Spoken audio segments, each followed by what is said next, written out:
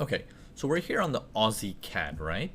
And I'm going to show you where a lot of the mistakes happen sometimes because you know, people might assume that okay, well, it's a buyer's market, right? Obviously, clearly we see the 240s in a buyer's market. Of course, we can get into all that stuff later that yeah, it's overextended, it's out in the open, everyone can see it. Yeah, I get that. Right now, we're just going to talk about the power, right? Piece by piece, right? So calm down. So as we see at this stage, we're like, well, okay, buyers are in control. Give me some pullback, and I'll buy it. Now, the typical mind when it goes into pullback phase is like, well, I can see a pullback coming in, resting, coming in again. That's got to be my V formation, right? That's my V formation right there. So on a test of things, I'll buy it. Well, the buy didn't work. He came back down again. Okay, I'm going to buy it again, or I'm going to stand by, this and that. Then the whole focus shifts on, is it now? Is it now? Is it now? Right? Everything just keeps going, is it now? Is it now? Is it now? However, without identifying, we weren't supposed to be in the trade in the first place. So let's discuss that. Let's discuss that. Okay, there are several things wrong with it. Obviously, yes, it is overextended. It's out in the open. The public can see it. We needed to pull back much deeper. We get that. However, notice the distance it traveled to do the V formation.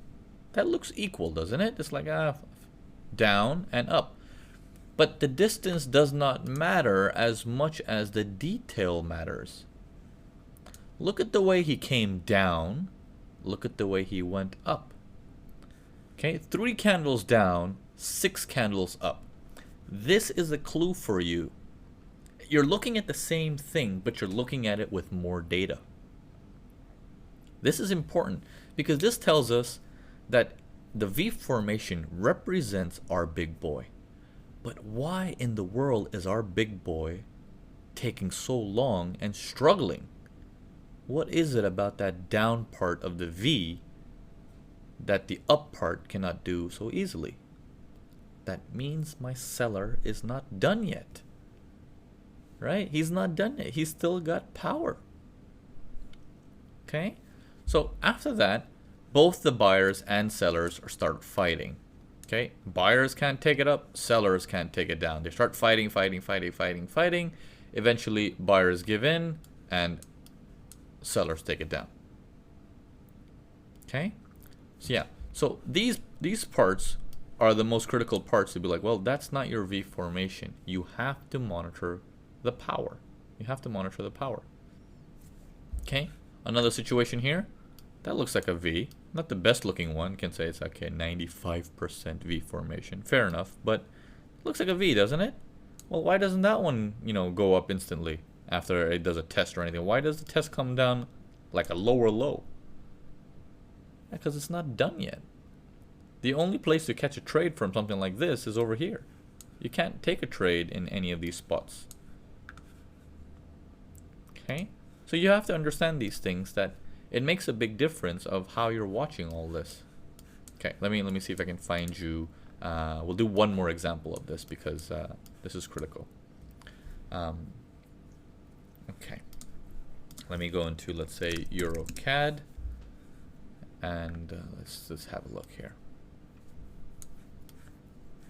Okay, let's take a look at a pullback that we like to work with. Here we are. Let's take a look at this one. Let me open it up. And I'll maximize it a little bit more so you guys can see. Okay, so we're looking at this. We got a strong down move. Okay, obviously downward market. And then in this phase, we're starting to get a pullback. Now, pullback coming up, coming down, coming up. V formation. No, not a V formation. That's not good enough. Okay. So this is going to help a lot of you guys out who are taking false V formation and just looking for V everywhere. No, it's not just about the V. It's about, is the V telling you what it's supposed to tell you? That your big boy is back after your buyer has died. Okay, or after your pullback has died. It's not telling us that. It's telling us it's trying, but the buyer hasn't died yet. So that's not going to work. So instead of a test going like this and dropping, this thing just takes off to the north. Okay, buyers still very strong, and then boom, Okay, that's gotta be my lopsided V formation. No, buyer didn't stop yet. Look at that power. See, so it's these things that should make you start going, huh, well then, when is it? I don't get it. When is it? Well, you have to wait. As long as it's below this guy, the game is still on. Okay, the game is still on. Then the buyers go up. Very powerful. We don't like that. Rests a bit. Goes up again. Rests a bit. Goes up again. Chop, chop, chop, chop, chop. Boom. 2 candles straight down. Okay, first one a bit choppy, next one straight down. Like, could that be it? Because the up move here was struggling. The down move, even though it's similar distance, it's not struggling at all. It seems to be very healthy. So that's when you start imagining, I think the power just slowed down and the big boys just stepped in. Okay? And then you can give yourself as many stars as you want to the left and to your right to just determine, like, well, how good do you feel about this? Is it good enough to put a lot of money on this trade? Or is it risky? Because it's all about risk. If it's not good enough and the risk is too high, be careful. It's better not to take the trade. So once you see this, you're like, okay, I think my seller is stronger than the buyer. I have an idea that the buyers are slowing down and dying, and I seem to have support from my, supply area here, or my big boy, which says it's okay, you're gonna go for a sell. So we start making up all these excuses to justify our behavior, to say I think the sell is ready. At that stage, there is only one thing that can save you. Let me see the test. Test comes up. How does it come up? Slow or aggressive? Aggressive, yes. Comes up aggressive, gets up to here, leaves a wick on top. We're like, okay, that's a good sign. But we can't sell yet because there's this guy sitting right there. Comes down, fights it, boom, hits it up again. Very aggressive. We're like, that's not good. That's not good. Okay? Because now this could be a V formation to go to the north, to go to the upside. What if that was my seller struggling on the way down? That's just a V formation to do this. Right? So we're now in a dilemma / money spot. We're stuck in this area. For some people, it's a sell, but for some people, it's a buy. Okay? Okay, so that means we're approaching at least one thing for sure. We're approaching the blast zone. Hey, that thing is given. We're approaching the blast zone. We just don't know which way because we don't know who's letting go of the ball. Okay? If you do believe that around this area your buyer had quit, the wind is behind you, the big boy says sell, you stack up all these things in your favor, but one thing sticks out and says, but what about this guy? I don't like the way he looks from here.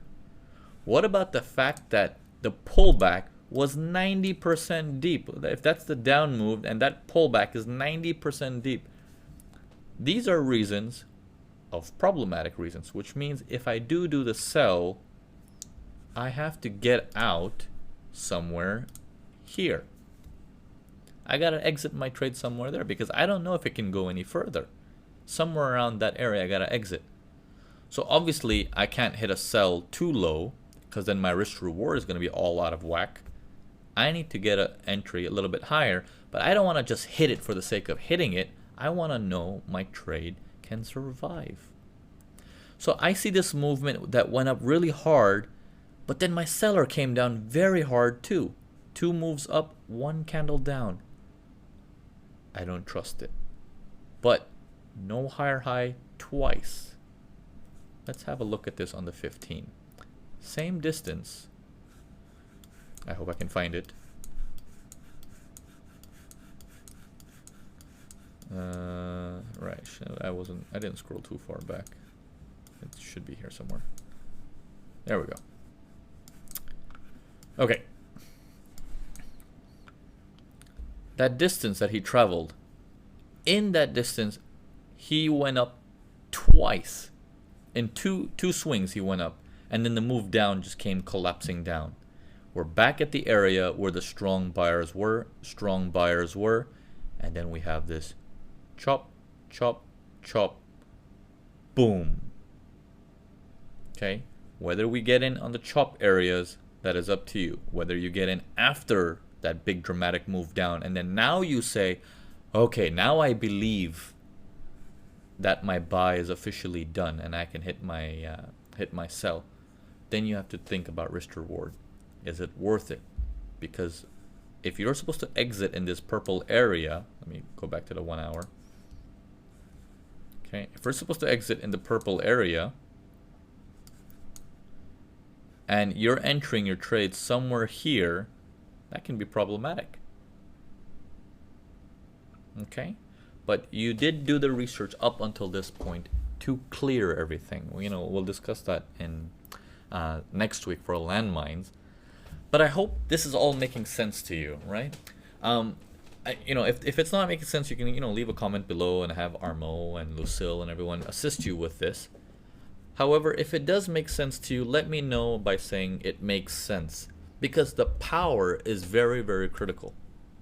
Okay, it's very, very critical. Everyone keeps looking at the shape, and the shape is simply always going to look like, oh, well, that's got to be a V. But we have to understand, what if this thing did like 50 candles and this thing did like 2 candles on the way down? That makes a big difference. And if it's vice versa, that's a problem. So if it's the other way around, where it's 2 candles to go up and then 10 candles to come down, that's not a V. That's just saying this thing's going to go back up. Okay? So to weigh these problems, just keep this image in your mind all the time. How much power is the pullback? How much power is your V formation or your big boy coming back? Okay? I'll see you guys next week.